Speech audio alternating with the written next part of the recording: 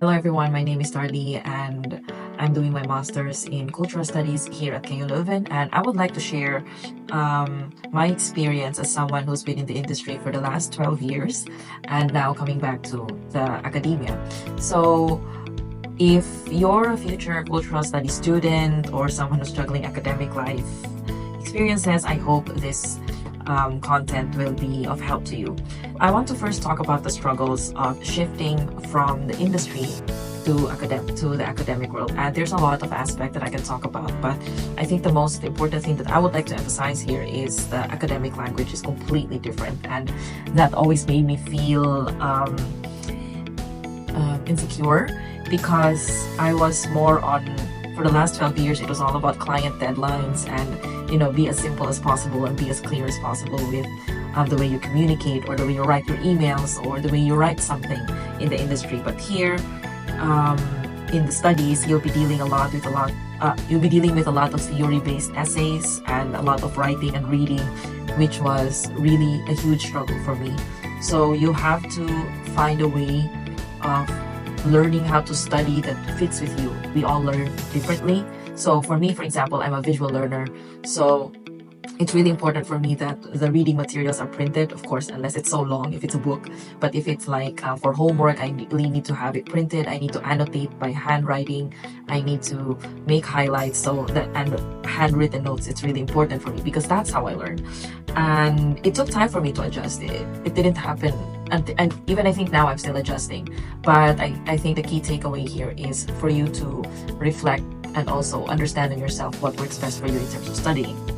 And mental load and time management. Because I've been working in the industry, that one really helped me a lot in terms of organizing my time and days. So that's not a problem for me because that's a skill I've learned and I mainly harness. And yeah, so this is where if you've been in the industry, if you worked before, it doesn't mean though that what you did in the industry doesn't matter. It matters a lot as well. So in time management and mental load, this is where my industry experience shine and help me out in navigating the student life, because I was able to be on time. I know when to submit homeworks, and I know how to organize my time properly in terms of having a life, reading, studying time and writing time and all that. And I really do it slowly. I try my best not to rush everything. So you really have to take your time to reflect. Sometimes we procrastinate and then do things last minute, but that doesn't work for me. I really read it right away. Reading for me, it takes at least 2 to 3 days. So first thing, I just read quickly, and then I read it again with annotations, and then I read it again the third time, and then the next week and a half it's just writing and revising every day and going back to my notes.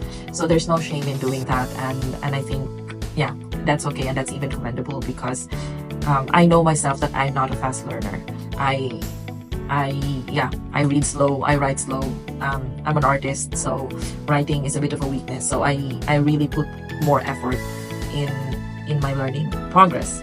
So I guess the point here is, if you feel intimidated, you're not alone, and it's try to have fun while learning, and it's a struggle. Sometimes it's like, I don't understand the things anymore, but at the same time, I'm learning a lot, and not just learning from the materials, but I'm also discovering from myself, like, this learning is a skill.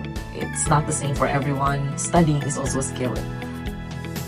So I guess if you're thinking on applying in cultural studies, or you're already in the program, it isn't about who's the smartest in the room, but it's about being curious. It's about being collaborative as well. It's normal to feel lost sometimes, and trust your pace. That's really important. And use your background. It's your superpower, Use that as a way to reflect, as a way to understand the theories, to apply, to use your experience and the knowledge that you had before to understand things. So you're not behind, and you're building a different kind of puzzle. Trust the process.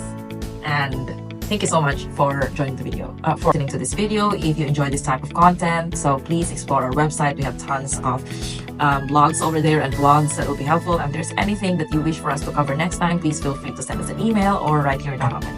Thank you. See you next time.